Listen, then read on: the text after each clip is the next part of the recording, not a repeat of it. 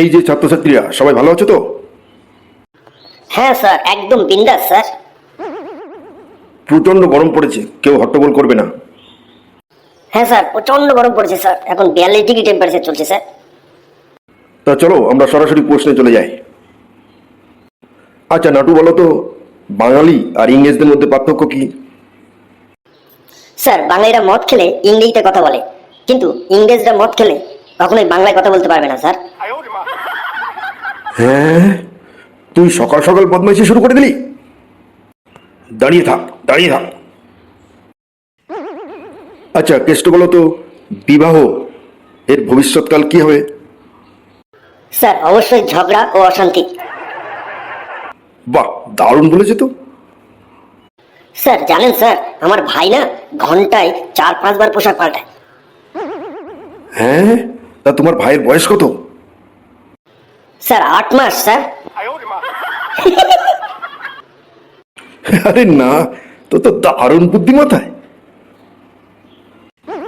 আচ্ছা শোনো ছাত্রছাত্রীরা, আজকে কিছু আজব জিনিস নিয়ে আমি তোমাদের আলোচনা করব। আচ্ছা কেষ্ট, এখন আমি তোমাকে কিছু ভৌত বিজ্ঞানের প্রশ্ন জিজ্ঞাসা করছি। আচ্ছা বলো তো, ক্ষমতা কাকে বলে? আমাদের গ্রামে আসুন স্যার, দেখিয়ে দেবো।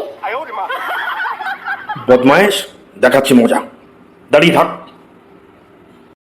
স্যার স্যার, প্রচন্ড পায়ে ব্যথা করছে স্যার, আর দাঁড়াতে পারছি না স্যার। বলবো বলবো স্যার? আচ্ছা তুই যদি এই প্রশ্নটা বলতে পারিস তাহলে বুঝতে পারবি। বলুন স্যার। বলতো অশ্ব ক্ষমতা বা হর্স পাওয়ার কাকে বলে? স্যার, অশ্ব মানে ঘোড়া, অর্থাৎ ঘোড়ার ক্ষমতাকেই অশ্ব ক্ষমতা বলে। ওরে বদমায়েশ, তোর আর বসা হলো না। দাঁড়িয়ে থাক, দাঁড়িয়ে থাক। আচ্ছা টোনা, তোমাকে একটা প্রশ্ন করি। বলুন স্যার। আচ্ছা ধরো তুমি রেল লাইন ধরে স্কুলে যাচ্ছ, হঠাৎ করে দেখলে রেল লাইনে একটা ফাটল দেখা দিয়েছে, তখন তুমি কি করবে? স্যার, আমি আমার লাল রুমালটা উড়াবো। আচ্ছা ধরো তুমি সেই দিন রুমালটা নিয়ে যেতে ভুলে গেছো। তাহলে স্যার আমার লাল জলের বোতলটা উঁচু করে ধরবো। আচ্ছা ধরো সেই দিন তোমার মা লাল জলের বোতলের পরিবর্তে নীল জলের বোতল দিয়েছে, তাহলে তুমি কি করবে? স্যার, চিৎকার করে আশেপাশের লোকজনকে ডাকবো।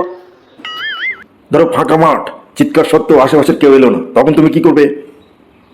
স্যার, তখন আমি আমার ব্যাগের ভিতরে ফোন দিয়ে বাড়িতে ফোন করব।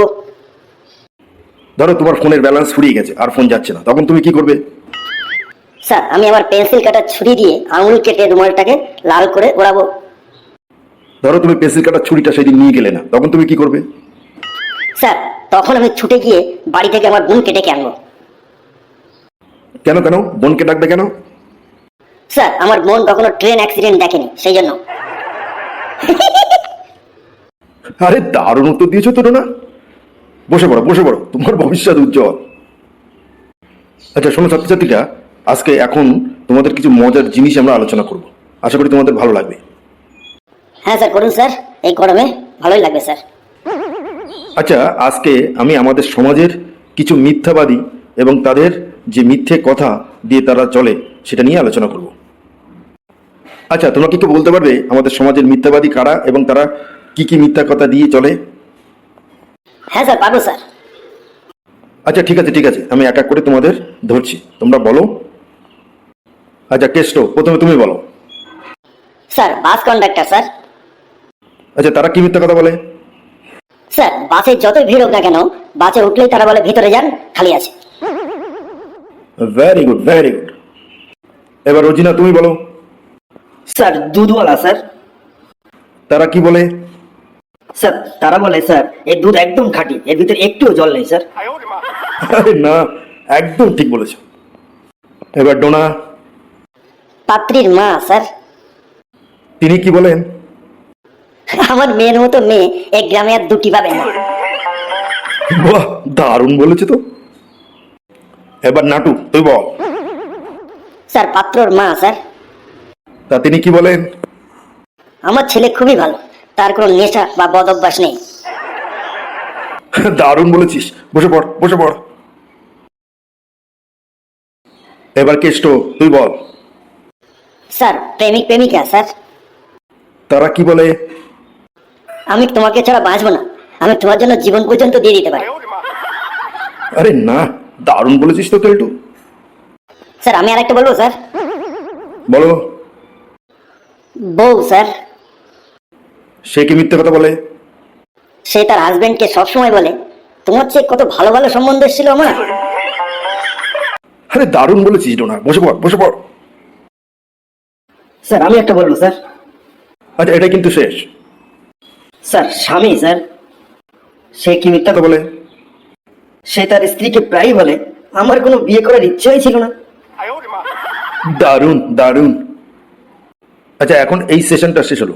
তোমাদের বলে রাখি, আজকে বাইরে থেকে একজন বাংলার শিক্ষক আসবেন, তিনি তোমাদের রচনা নিয়ে আলোচনা করবেন। তার আসার এক্ষুনি সময় হয়ে গেছে। ঠিক আছে স্যার, দারুণ হবে দারুণ হবে। May I come in sir? Yes, come in come in. এই যে ছাত্রছাত্রীরা, ইনি হলেন সেই বাংলার শিক্ষক। Good morning sir. Morning morning. আচ্ছা ছাত্রছাত্রীরা, আমি তোমাদের আজকে রচনা নিয়ে আলোচনা করব। আচ্ছা ছাত্রছাত্রীরা, তোমরা বলতে পারবে ভারতের অন্যতম গর্বের জিনিস কি? পাতাল rail sir. Very good very good. আচ্ছা, পাতাল রেল সম্পর্কে কয়েকটা বাক্য বলতে পারবে? স্যার, পাতাল রেল হলো ভারতের অন্যতম গর্বের জিনিস। এই পাতাল রেল সর্বপ্রথম কলকাতার বুকে চালু হয়, তারপরে দিল্লিতে। পাতাল রেলে প্রতিদিন লাখো লাখো লোক যাতায়াত করে।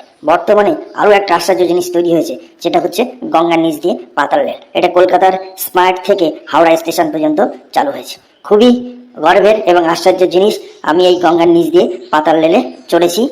একদিন আমি এই পাতাল রেলে উঠে দেখি সেখানে কয়েকজন শিল্পী তবলা বাজাচ্ছে। তবলা এক ধরনের দুই অংশ বিশিষ্ট চর্মাচ্ছাদিত বাদ্যযন্ত্র।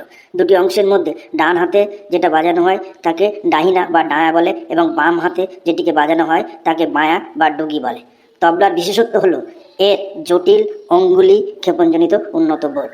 তবলা বাদক শিল্পীকে বলা হয় তবলিয়া, আগে তবলচি বলা হতো। কিন্তু বাইজি গান বা খ্যামটা নাচের সঙ্গতকারীদের জন্য বেশি ব্যবহৃত হওয়ায় অনেকে তবলচি শব্দটা অশ্রদ্ধাজনক বলে মনে করে।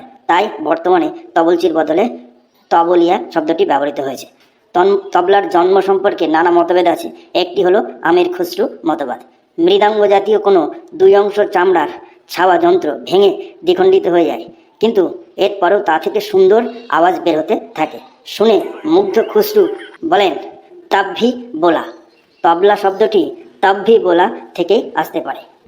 ভারতের বিখ্যাত তবলা বাদকদের নাম পণ্ডিত রাম সহায়, হাজি বিলায়েত খান, উস্তাদ নিসার হোসেন খাঁ, উস্তাদ আল্লাহ রেখা খাঁ, উস্তাদ জাকির হোসেন, পণ্ডিত যোগীর শামসি ইত্যাদি। বাংলার বিখ্যাত তবলা বাদকদের নাম হিরু গাঙ্গুলি, জ্ঞানপ্রকাশ ঘোষ, শঙ্কর ঘোষ, পণ্ডিত কুমার ঘোষ, অনিন্দ চট্টোপাধ্যায় ইত্যাদি। স্যার হয়েছে স্যার পাতালের রচনা। আরে বদমায়েশ, তোকে আমি পাতাল রেল সম্পর্কে রচনা বলতে বললাম, আর তুই তবলা সম্পর্কে রচনা বলছিস? স্যার, আপনি আজকে যে সম্পর্কে রচনা বলুন না কেন, ও ঠিক তবলা মেশাবেই। আচ্ছা, আমিও দেখি এবার ও কি করে তবলা মেশায়। আচ্ছা, তোমরা কি কেউ বলতে পারবে ভারতকে বহিঃশত্রুর আক্রমণ থেকে রক্ষা করছে এরকম একটা জিনিস? স্যার হিমালয় পর্বত sir. Very good very good. আচ্ছা, তাহলে তুমি হিমালয় পর্বত সম্পর্কে 10টা বাক্য বলো তো। স্যার, হিমালয় ভারতের উত্তরে অবস্থিত। আগে হিমালয় পর্বত তেথিস নামক সমুদ্রে নিমজ্জিত ছিল। এটা একটি ভঙ্গিল পর্বত। হিমালয় পর্বতে অনেক উচ্চতম শৃঙ্গ রয়েছে, যার মধ্যে মাউন্ট এভারেস্ট, কাঞ্চনজঙ্ঘা ইত্যাদি। স্যার, গরমকালে হিমালয় পর্বতে বেড়ানো খুবই আরামদায়ক। হিমালয় পর্বতে অনেক দর্শনীয় স্থান রয়েছে, দার্জিলিং, সিকিম ইত্যাদি। আমরা গতবার সিকিমে বেড়াতে গিয়েছিলাম। আমাদের দলে অনেকে ছিল, তার মধ্যে অনেক শিল্পী ছিল। সিকিমে গিয়ে আমরা একটা ঘর ভাড়া নিয়েছিলাম গ্যাংটকে। সেখানে আমাদের সঙ্গে একজন তবলা বাদক ছিল। তবলা এক ধরনের দুই অংশ বিশিষ্ট চর্মাচ্ছাদিত বাদ্যযন্ত্র। দুটি অংশের মধ্যে ডান হাতে যেটা বাজানো হয় তাকে ডাহিনা বা ডায়া বলে, এবং বাম হাতে যেটিকে বাজানো হয় তাকে বায়া বা ডুগি বলে। তবলার বিশেষত্ব হলো এর জটিল অঙ্গুলি ক্ষেপণজনিত উন্নত বোর্ড। তবলা বাদক শিল্পীকে বলা হয় তবলিয়া, আগে তবলচি বলা হতো। কিন্তু বাইজি গান বা খ্যামটা নাচের সঙ্গতকারীদের জন্য বেশি ব্যবহৃত হওয়ায় অনেকে তবলচি শব্দটা অশ্রদ্ধাজনক বলে মনে করে। তাই বর্তমানে তবলচির বদলে তবলিয়া শব্দটি ব্যবহৃত হয়েছে। ভারতের বিখ্যাত তবলা বাদকদের নাম পণ্ডিত রাম সহায়, হাজি বিলায়েত খান, উস্তাদ নিসার হোসেন খাঁ, উস্তাদ আল্লাহ রেখা খাঁ, উস্তাদ জাকির হোসেন, পণ্ডিত যোগীর শামসি ইত্যাদি। বাংলার বিখ্যাত তবলা বাদকদের নাম হিরু গাঙ্গুলি, জ্ঞানপ্রকাশ ঘোষ, শঙ্কর ঘোষ, পণ্ডিত কুমার ঘোষ, অনিন্দ চট্টোপাধ্যায়। আরে নাটু, কি বলছিস তুই? না, দিল সব মাটি করে। আরে থাম থাম। আরে শয়তান, তুই আবারও তার মধ্যে তুই তবলা মিশিয়েছিস। দাঁড়া, তোকে আমি হেড স্যারকে বলে স্কুল থেকে তাড়িয়ে দেবো। দাঁড়া দাঁড়া। স্যার দেখলেন তো, এবারও ও রচনার মধ্যে তবলা মিশিয়ে দিয়েছে। স্যার স্যার আর করবো না স্যার, হেড স্যারকে বলবেন না স্যার, আমাকে খুব মারবে স্যার। ঠিক আছে ঠিক আছে, এবারই কিন্তু শেষ। এবার যদি তুই তবলা মিশিয়েছিস তাহলে কিন্তু তোকে আমি হেড স্যারকে বলে অবশ্যই স্কুল থেকে তাড়িয়ে দেবো। ঠিক আছে স্যার, আর মেশাবো না। আচ্ছা বলো তো, এখন তো প্রচণ্ড গরম চলছে, এই সময় আমাদের কি করা উচিত? স্যার খুব প্রয়োজন না হলে বাইরে বেরোনো যাবে না, আর শরীরকে ঠান্ডা রাখতে হবে। নুন চিনির জল, টক দইয়ের শরবত ইত্যাদি। বাহ বাহ। আচ্ছা, দই সম্পর্কে কয়েকটা বাক্য বলতে পারবে? হ্যাঁ স্যার। তাহলে বলো, এর মধ্যে আবার যেন তবলা মিশিও না। কি বলেন স্যার, শুনুন না। স্যার টক দই গরমকালে সবচেয়ে ভালো একটা খাদ্য, বিশেষ করে বাড়িতে পাতা টক দই। এর মধ্যে অল্প একটু বরফ, চিনি দিয়ে ভালো করে যদি শরবত বানিয়ে খাওয়া যায় তাহলে শরীর খুব ঠান্ডা হয়। আমরা অনেক বন্ধু মিলে একদিন স্কুলে প্রচণ্ড গরম পড়েছিল, সেই জন্য দোকান থেকে টক দই এনে শরবত বানিয়ে খেয়েছিলাম। আমাদের সেই বন্ধুদের মধ্যে একজন তবলা বাদক ছিল। তবলা তবলা এক ধরনের দুই অংশ বিশিষ্ট চর্মাচ্ছাদিত বাদ্যযন্ত্র। দুটি অংশের মধ্যে ডান হাতে যেটা বাজানো হয় তাকে ডাহিনা বা ডায়া বলে, এবং বাম হাতে যেটিকে বাজানো হয় তাকে বায়া বা ডুগি বলে। তবলার বিশেষত্ব হলো এর জটিল অঙ্গুলি ক্ষেপণজনিত উন্নত বোধ। তবলা বাদক শিল্পীকে বলা হয় তবলিয়া। আগে থাম থাম থাম থাম। না, আমি আর পাচ্ছি না, আমি আর পাচ্ছি না। এই আমি চললাম, থাক তোরা তবলার বাজনা নিয়ে, আমি এই চললাম। স্যার দাঁড়ান দাঁড়ান স্যার, আর বলবো না আর বলবো না।